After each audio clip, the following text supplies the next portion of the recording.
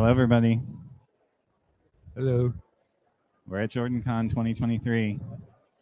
Puppet action. Welcome, everyone. JordanCon 2023. This is the 15th year. This is our second year that we were here. We just did Watchinary last night, and we are here just kind of giving a little rundown on what we've experienced so far. And we have a very special guest with us is Jason Denzel, the creator of Dragon Mount. Yep. Thanks for having me on, guys. I appreciate it. I've never been on a show with a puppet before, and so this is a first time. 25 years of doing Dragon Mount, and this is the first time I've been on with a puppet, which is amazing, and I wish I had done it sooner. Well, I'm flattered. Thank you very much. We can check that off your bucket list. 25 years. Congratulations. That's a quarter of a century, man. Yeah, quarter of a century, indeed. That is a long time. So you're a first-time reader, right, Josh? So that means that you've got your next 25 years of your life are going to be dedicated to this book. This is how it goes for everyone here, you know. But yeah, it's been a lot of fun. In the course of that time, I've had the opportunity the privilege, really, to. I've done a lot of things in the franchise. I got to know Robert Jordan. I was briefly, maybe for a year or two, involved in an early effort to adapt some of the stuff to screen, not related at all to what's happening now, of course. But I've had a chance to meet some of those actors and filmmakers, and that's been amazing. So here we are, JordanCon. This is not my 15th year here. There were some years that I missed, but I'm pretty close. This is probably year 10 for me, maybe year 11, something like that. So wow. What was the first con you attended? I went to the first JordanCon I attended was JordanCon #1, where I was the Toastmaster. And so great. Right before the opening ceremonies of the very first JordanCon, Jen Liang, who runs it, she came up to me, and I was doing the opening ceremonies, like was starting with me, and she comes up, she goes, "Jason, you got to start now, otherwise I'm going to vomit." I'm like, I'm going to throw up everywhere. I'm so nervous. And so got up there. You can actually look it up on YouTube. You can find those opening ceremonies. Find the early opening ceremonies. Yeah, I didn't have a beard. I had hair. And but what I did for the opening ceremonies is I did I'd written a script. Like I'd asked Jen, I said, what does a Toastmaster do? Like, do we toast? Like, what the heck is this? And what happens at the opening ceremonies? And she said, normally you just kind of show up, and so you show up and you just introduce the people who are running the convention, and you just let them know about things that they need to know. I'm like, okay. So at the time, I was heavily into filmmaking, and so I wrote like a movie script kind of thing. We didn't film it, but like it was a skit that I gave to everybody. And so what I did is we did a recap of the entire Wheel of Time leading up to the Brandon books, because that's what was yet to come. Right. And so it was a recap, and everyone who I needed to introduce played a different role. And so, Brandon I had Brandon play with the various Forsaken, Jen was the Amber, was the Gwaine. And so everyone had a role. Everybody played their role. And it was so much fun. Everyone loved it. I didn't realize JordanCon #1 was before the whole series was finished. Yeah, that's amazing. It was in 2009 was the very first one. And then, I know it's crazy. It's been 15, it's been so long since we've had these books, right? So anyway, we have some other crew people here from the Wheel of Time community, from the Recast community here. I know some of them might want to say hi on camera. Would you like to bring any of them on? Sure. Let's see. Let's look around here. Who we got? We got Mistress Dovie right over here. Mistress Dovie, you want to come in and say hi? Come sit for a sec.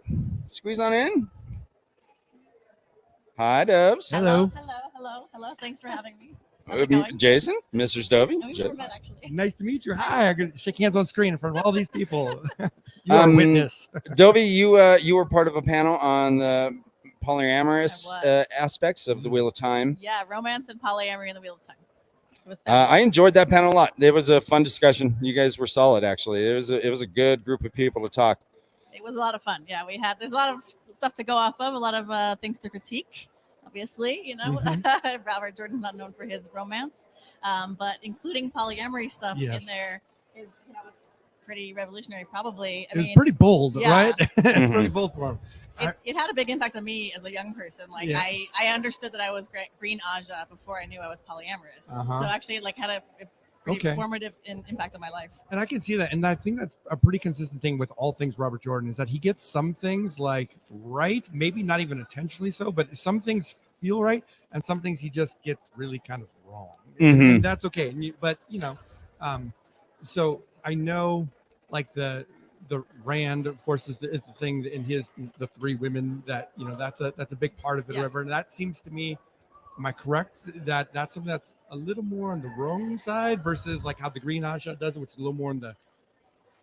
I mean, people have different perspectives on it. I mean, we discussed this on the panel that polyamory is all about communication, and one of the things that we touched on that I hadn't really kind of considered before is that people kind of view the quad through a lens of there has to be full equity across. Like he should be spending equal time with all of his partners, and like they're putting that all on Rand, like that he's not spending as much time with Elaine or with Avienda as he is with Min.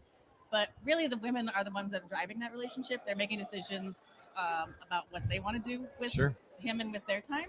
And so I think it takes me a little bit of their agency to say like that he's neglecting them when they're making their own choices and priorities in the relationship, and acknowledging that this is what's right for all the individuals in the group at the time.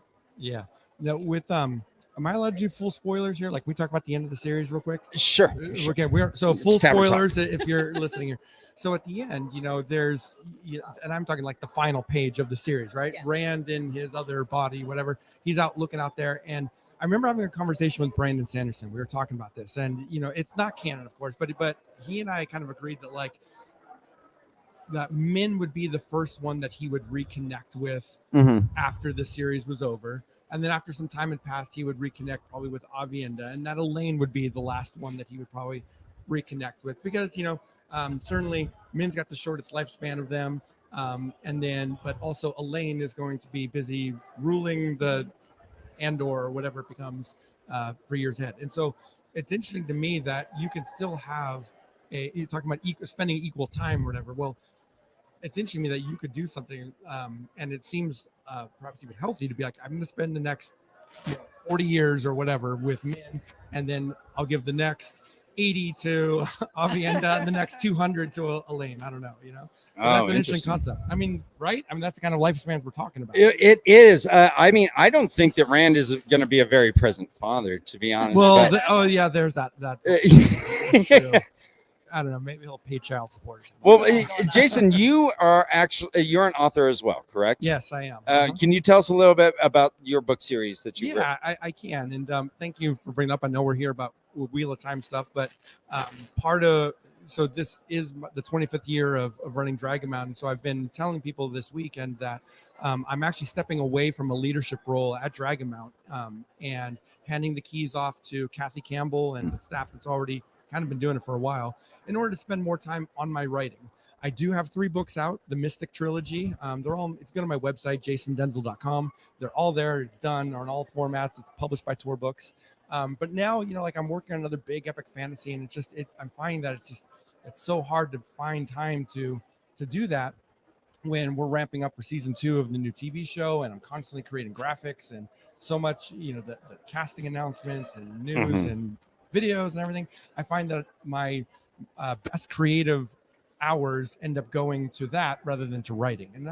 And 25 years is a long haul, and so I'm looking forward to shifting that over to doing that. But that said, I was here at JordanCon this weekend doing pretty much exclusively Wheel of Time panels rather than writing panels, and that was a lot of fun to do, to kind of dive back into Wheel of Time again. Maybe I'll do that for conventions. How have you seen the community shift in the last 25 years regarding maybe the show, the conventions, the whole shebang? Well, I think the biggest thing is that we went from, typing to each other on forums that were half the time to doing live streams with a live audience. So I think that's one of the biggest shifts. But going hand in hand with that is that each new technology has brought a new segment of the community. There's new people every time there's a new technology out there. There's a whole sub community of Twitter of time. There's a whole sub community of the Discord. And clearly there's a lot of overlap there. There's YouTube, and then there's even TikTok and everything else.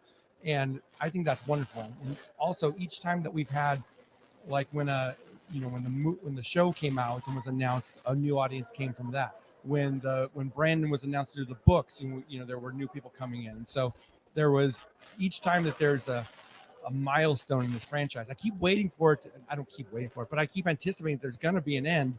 But then I guess I should remember that there are no beginnings or endings to the Journey of the Wheel of Time. See, I see what you did. So it's just going to keep going here. And someday, just when we think it's all over, they're going to like readapt the show or something. I don't know. Well, and that's one of the beauties of this book series to me, is that, I mean, all these years after, it started in 1990, right? Yeah, the first book was published in the 90s. It's crazy to think that, like, we're talking about the Eye, which was written mostly in the 80s, heavily in the 80s, but like the ideas, the things that we're still nerding about today came up, that they were in the 80s. And so that's probably why some of those ideas are a little bit dated at times, but yeah, you would think that you would run out of things to speculate on, or especially once the series is over. We have the companion out, we have the origins out, and yet there are still things to talk about on a weekly basis for us.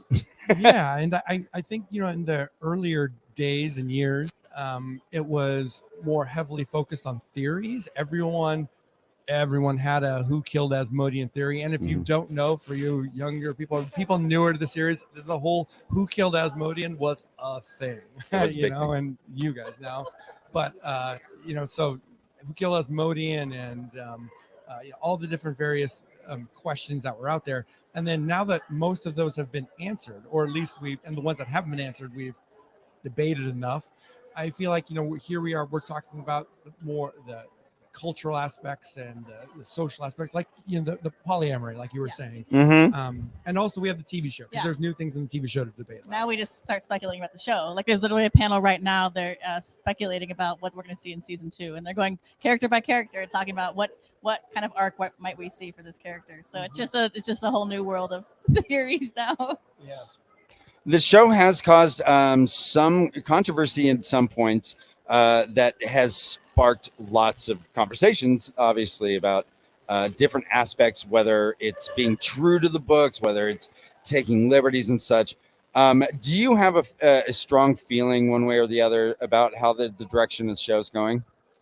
Yeah, so I'll start by saying that people ask me all the time, like, how do I rate the show 1 to 10 kind of thing, 1 being, a dumpster fire and 10 being perfection or something. And I put it somewhere, the first season, somewhere about a 6. Maybe I can give it a +1 because of the pandemic difficulties that they had. Like if you watch episode 8, all the actors are standing 6 feet apart because that was the only way they were allowed to film. And that's why, the Nynaeve and Egwene scene, they couldn't touch each other, so they'd heal each other with the one power, because that's the only way they could do it. So there were difficulties there. I think that no one knows it more than Rafe and his team, that they've done a good job to kind of get things going, but there's still work to do, and it starts in the writer's room, and it starts with getting the story and the characters right. One of the big challenges, and I think people need to just keep in mind when they think about this in terms of like how things change, because you're right, it is absolutely fair to wonder, like, why are we getting characters like Steppen, who are not in the books, who might be good, but we got all this great stuff in the books. Why change that, right? And there's a couple things to keep in mind. Is that the only way you're going to get a show like this greenlit,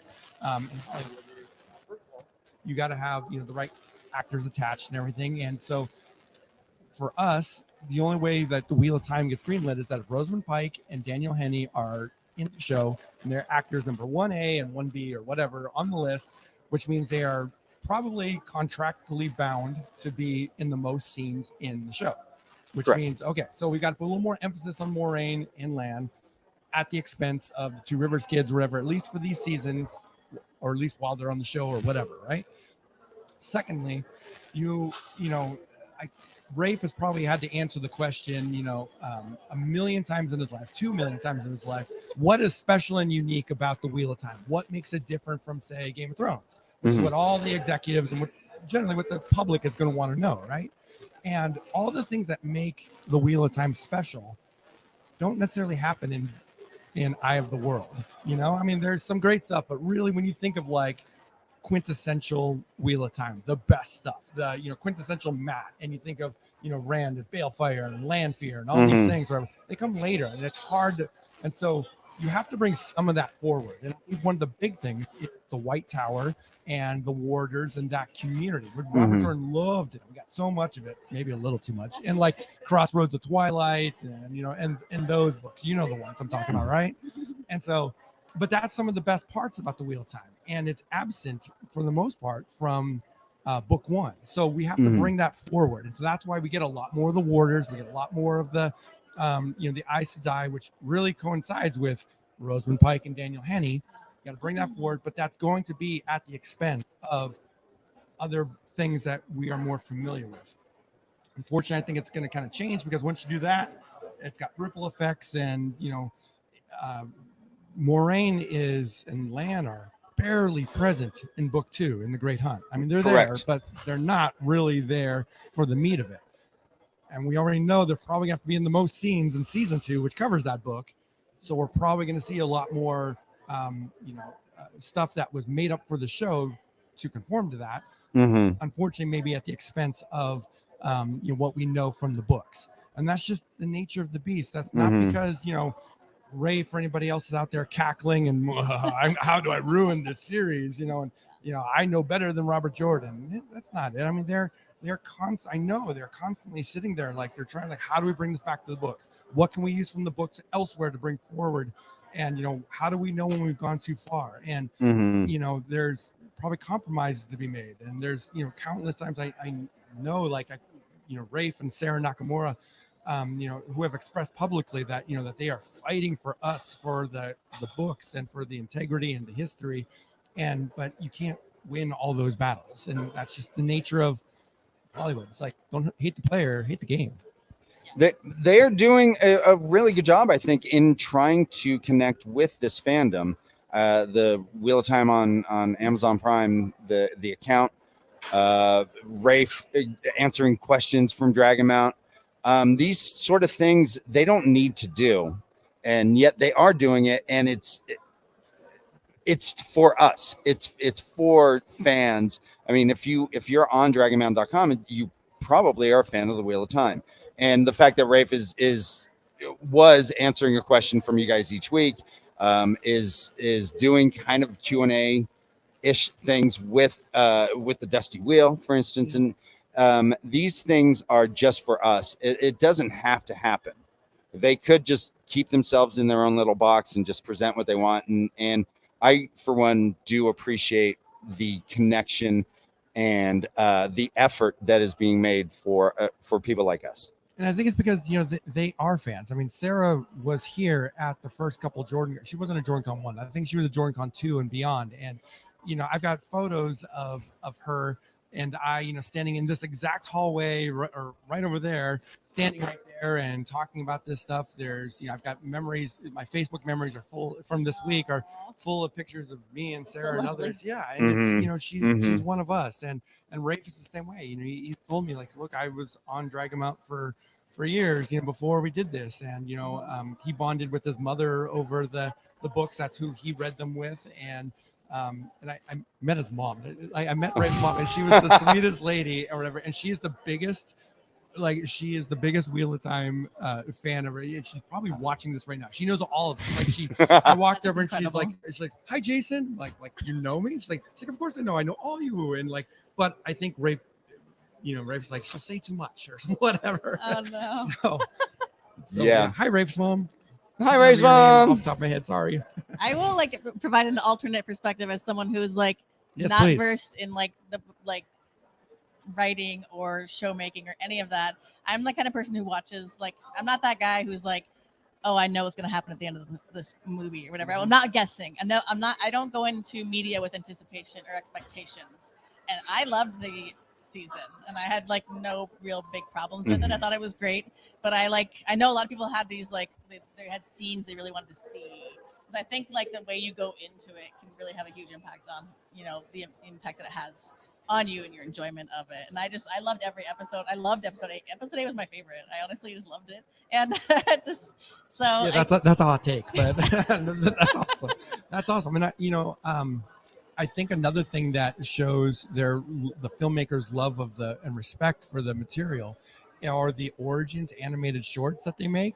Yes. Because first of all, those are amazing, and I would be content with just having that adapt the whole books just by themselves. They're every single one of them was amazing. We had the opportunity to interview Rami Park and the director. I'm sorry, I'm blanking on his name at the moment, and on our YouTube channel a while back, and they have so much love and respect for the material. They craft those very carefully, very specifically, and really, it's, I think, in large part to kind of what you're saying is that they know the scenes we want. They know the scenes that they themselves want, but maybe it just doesn't quite make logical sense to include it in the TV show as a live action. There wasn't space for it. So that's a great way to put love and care and attention into a really cool thing, like the Tale of Manetheren, Fall of Manetheren. It was verbally told by Rosamund Pike in the show, which is something that Rafe fought for,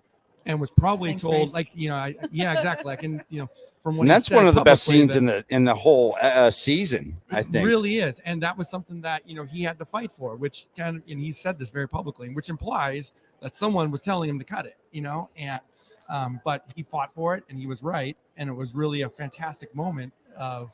They did that in one take, and when I was in Prime Video flew several of us on out to London for the world premiere, and when we were out there, I was talking to one of the producers, the executive producers, and he was saying that for that shot where Rosamund Pike is, doing it, they walked the horses, down, and they just had a moving camera, and they just tracked her telling it, and she finished telling it at like they ran into a wall or something. Literally, like they were out of space. There was no more time. She nailed it like perfectly. Just got the story done right when they were out of room to actually walk on the set or the outdoor area that they were. The Origins. Mention the Origins. Does anybody else want to come join? Yeah, let's Grace, scoot on in if you will. Speaking of the community, we have right here a non-book reader but a show watcher. Oh, wonderful! This is her first convention. Hello. Hi, Grace. Jason. Mama. Yep. Nice Amazing G Mama. Non-reader. What has your which means you don't read the Wheel of Time books, but you know how to read. I do know how to read. Just clarify. She doesn't know how to read. Clarification. I am a reader. Yes. Non-Wheel of Time reader. Yes. Yeah. Tell me about your impression of the convention. I'll say three things. One, the passion that this fandom has is kind of electric and contagious. So I've already, I have a few of the books on my app that I'm like, all right, probably need to learn a little bit more. Two, I don't understand a lot of the inside jokes. Like most of the inside jokes, I really don't understand. But three, I am watching the show, so I am seeing little kind of snips, and I'm recognizing AL who are all masked and walking by, and so learning a lot that I still am very eager for season 2 to come out. As you guys were just talking, I really liked the season, and I had nothing to really kind of go in and compare it to in terms of what's happening in the books. Or so. What were some of the positive things that stood out about the show for you? I love I both kind of love and hate the relationship of the friends, right? And really you kind of learn the history that they have with each other, and you can tell too that it is sort of like early days where you're understanding a little bit about okay, Matt's got some family issues, he's got some challenges that he's up against. Perrin is loyal, right? He just has these, he loves people, and the whole so kind of their history and how they're establishing those characters I loved. You guys were talking about the whole idea of the warders, right? Mm-hmm. And I'm fascinated with that relationship, and you kind of learn each of the different Ajas, and and it's not implicit. They don't explain. They're like, okay, I'm a green Aja, which means I'm going to hang out with all these guys. Well, I mean, they do wear the colors. No, they wear the colors, but they don't. Which is a little on the nose, but right. Yeah. They wear the colors, but they don't describe like what each of them means and stands for so implicitly. I think there's one scene where they talk about it a little bit, and I even rewound that scene. I'm like, okay, there's gray. I didn't know there was gray. What do they do? There's brown. What do they do? So, I'm just like really enjoying being immersed in the world. That's awesome. And it's interesting that you had mentioned, the characters and their background. That's what some of the controversy comes from, is that, Matt and Perrin's backstories are notably different in the books. Yeah, they're not too spoilery or whatever, but for Matt in particular, his father's a complete jerk and an abuser and all these. He's problematic in the show. In the books, he's like a kind, loving, like he's like everyone loves him, and he's Tam Althor's best friend, and they're chummy and everything. So yeah, I like Tam Althor. Yeah, and so he's a good guy. He is a good guy. And yeah, he's like I think Rafe, the showrunner, described him once as like the dad we wish we all had, or something like that. Yeah. So Tam was pretty much consistent with the show. The in the books. dad we wish we all had, but clearly with big secrets. Yes, that's clearly true. not really like being forthcoming with all that has really gone on. Yeah, I mean, he's got this sword under his bed. Yeah, exactly. It's like I understand if like you've got like a 9-year-old, 8 or 9-year-old kid, or maybe don't give him the whole lowdown, but dude, your kid's 20 now. Yeah. Like He's an adult. He's an adult. What's going on? He's off trying to make babies with the innkeeper's daughter. Like he's old enough to know the truth, Exactly. And to tie that together, the origins, I believe there is one of the origin stories of the Aja themselves. That's the animated. Yeah, that's true. One of them. We just had a panel on that here at JordanCon, actually. Yeah, the animated ones that Amazon Prime has. Yeah, I did watch those, and those did give me even a little bit more kind of in-depth information about what was happening. I imagine clearly we're gonna get more of that as season goes. They, it would be too much if they're like, "Hi, new viewer, hello," and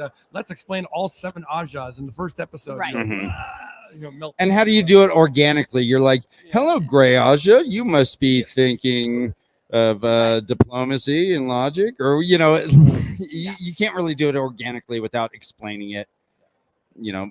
Robert Jordan did in the books. Yes, it needs to come quite naturally. So the red is quite natural in terms of what they're there for and what they're doing. So, I'm very excited for season 2. I was going to go to the panel for some of those theories, but I'm a little bit hesitant for some of the panels too. Just I don't maybe wait till next year's Jordan. Yeah, next year's JordanCon. Exactly. I'm like, I don't want to find out too much that I shouldn't find out. Well, I mean, the convention here, this is my wife, by the way. She is familiar with this community as well. We have been embraced wholeheartedly with the Discord community, the Twitter community are all very, very, very supportive and loving, and it's all great. I mean, so when Grace is here, people know her and are looking forward to seeing her. And if they don't, they're still nice anyways. I was just gonna say that. I'm like, even if you don't, the welcoming nature and the accepting nature of everyone. I mean, all ages, all ranges, all just kind of anything goes. And that is you feel it kind of like the minute you walk on the floor is that. Yeah, and I think that's the ultimate last legacy of this franchise that no one, not even Robert Jordan, probably couldn't possibly see, is that it really has been since the mid '90s been a welcoming community, and before there was an internet, when, as we know, when it was Usenets and stuff like that, there was still a Wheel of Time community on the Usenets, and many of you watching probably remember it, Yeah. And those Usenets, they were welcoming, in their own way. There were definitely trolls too, but there's trolls today, way more trolls now. But for the most part, this has always been a welcoming community. It's as toxic free as it can be, as these days, as much as it can be. And the people who love this material, it's not that we are psycho fans. We're not saying this is, the the greatest show or even series of books ever. Both of them have their flaws. We can be lovingly critical of Robert Jordan and his writing and and his views and things, which were written, as we talked about, in the 80s, Right. just like we can be of the show. And we can I called it a 6/7 earlier, which is generous by some people's standard, but that's okay. There's room to improve. We still love it, and the fact that we are getting this and that people are coming together to try and adapt something that we love is wonderful. I couldn't agree more. This is really a culmination of joy, indeed. And I do want to thank you guys for talking to us. I want to get a couple of our mods on screen here. So I'm going to say bye to you guys. Thank you very much. No and we're going to get Village Mattress and Matt Stagger on here and wrap it up. Thank you, Jason, so much. My pleasure. Thank you for having me. My pleasure, man. Hey, I know you. I know you. Hey, I know you. Guys, I'm going to go right. The ever-lurking mod has returned. I'm actually not a mod, but I could be one. I think you are. I think you're blue. I don't think I am. Oh, shit. Oh, you're not a mod. Oh, well. That's on you, man. We'll change that. Yeah. Welcome, Village Mattress, and welcome, Matt Stagger, two of our longtime friends of the show, like our best friends of the show, pretty much. Well, MR's not here. He's the best friend. Mistress Dovie's. We have a few best friends, but you guys are certainly up there. Yeah, miss you, MR Hallie. Yes, we do miss you. Miss you, Dana Lou Who. Yeah, absolutely. Dana Lou, exactly. So, how are you guys enjoying the con? Oh, great. Might have had a little too much fun last night, so I'm feeling that today. Other than that, it has been absolutely awesome. Awesome. Yep. Having a great time, enjoying some really interesting panels with some really, really good presenters. Followed a lot of Michael Livingston's panels, and those were fantastic, and got to see things from an academic perspective. So really enjoying the con. And the best part is getting to meet all the people that I've met in the community on Discord and online, but actually, being in the same room with them. So that was super fun. So yeah, I know it sounds corny, but best thing about JordanCon really is the people.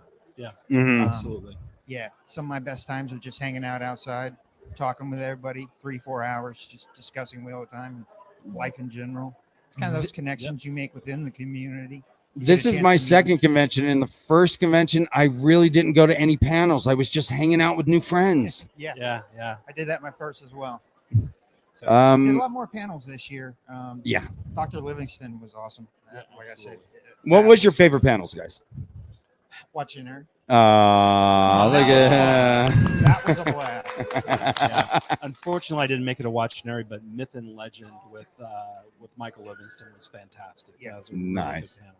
And I mean, the con is solid. They really do have great panels. I mean, you can stumble into any given room and really enjoy the people that are talking. It's smart. It's well thought out. It's not. I mean, it's a panel for a reason. It's there for some deep dives, and this is the place for it. Yeah, and it's not just Wheel of Time. I mean, you can go up on the writer's track. You can do science fiction. They have maker tracks where they do glass painting. I think this year they had Japanese bookbinding, which sounds amazing. I haven't missed it. I was kind of helping my wife in the dealer hall because she's the boss. So. Which, by the way, her stuff is beautiful. I've bought a couple things this weekend. They're gorgeous. They're gorgeous. If you see Matt's, and what's the name of her shop?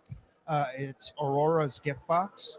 Aurora's Gift Box. Please just look at her stuff. If you don't like it, that's fine. But check it out. I mean, there's no harm in looking, and you're probably going to find something you really like. And Village Mattress, who has been the longtime supporter of The Way of the Leaf. How's that going? Business is good. I guess you could say it's booming a little bit. Yeah. So while I was away this weekend, my businesses did quite well. So it's been a good weekend on all fronts. So. It's good, nice that you're able to delegate for a weekend, right? Yeah, it was good to get away, and I'm glad I now have some employees that are really good at covering while I'm gone. So Well, By the way, you can only reach Teleron Riyadh on one of his mattresses. Yeah, that's true. That's true. the only way. That's Mhm. true. Mhm. So if you I'm guys just have, saying. you know, most everybody here hasn't gotten into Teleron Riyadh. You've only read about it, but I can give you entrance. So Yeah. yeah. There's a stone ring buried in every mattress. Yep. Absolutely. Guys, I wanted to have you on because I love you. I appreciate you guys, and we do have Love to you wrap guys. this up.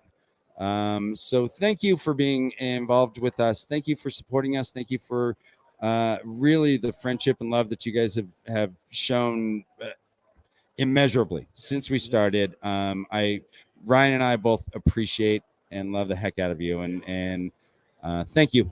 Thank you from the Thank bottom you of this for little felt keeping us heart. entertained. And everybody, stay tuned. I think the Black Tower podcast is going to be popping up soon on YouTube. Yeah. So Yeah. stay tuned. So thanks for joining us. Run for your lives because it's JordanCon. It's